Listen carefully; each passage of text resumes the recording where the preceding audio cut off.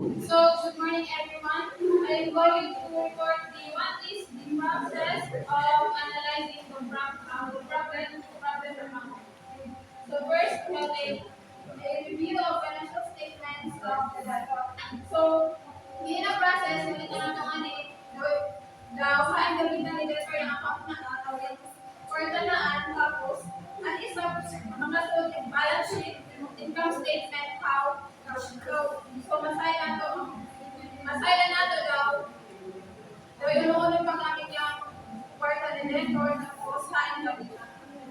Second is a review of debtor's account history. So, ano yung pattern ng pagbabayad ng debtor? So, tanan ng mga yung na default o yung mga late payments, magagaling sa black money. Tapos, ano isa yan, kasaysayan na ilasyon ng debtor sa mga pautang kanan. And magkukuy sa datungan may mga trends o mga potential na mga red. So third is a review of the supporting documents to find if there are any defects or deficiencies that must be corrected. So, adi makasod yung mga contract, para sa contract ng mga loan agreements. And matupay sa nato nga niya, yung kapulahan na kailangan itama how ginagay. Tapos matatagpuan ang mga hindi pagkakapare-pareho o nawawalang impormasyon. So next. So mali, para sa mga problema sa account, kami na yung mga dato na negosyo o mga secured loans, kailangan guide sila na bisita ko yung mismo na lugar kung sila. And yung ocular inspection isa is mga dapat para mapatunayan ang halaga ng mga alian at napakayakap hiran ng negosyo. Tapos, maaari ka bilang iba ang isang adresa ng iba pang mga alian ng debtor o matutukoy din ang kanilang pagkalahat ng halaga.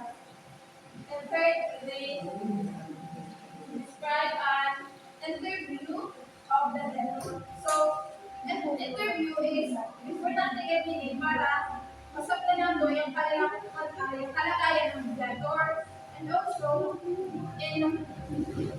sa process ng pag-interview, masailanisog na ito yung dahilan na sa Google sa makabayad, tapos take sila ng bayad.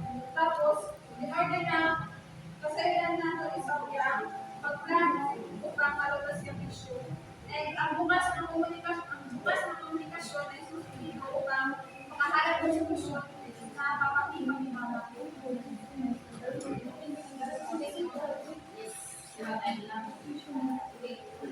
So my question is why it is important to analyze those processes?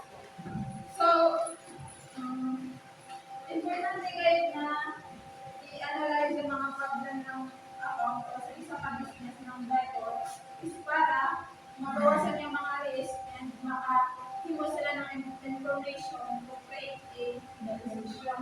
Tapos makahanap sila ng solution and to affect the relationship isa sa mga kaunahan. Feedback.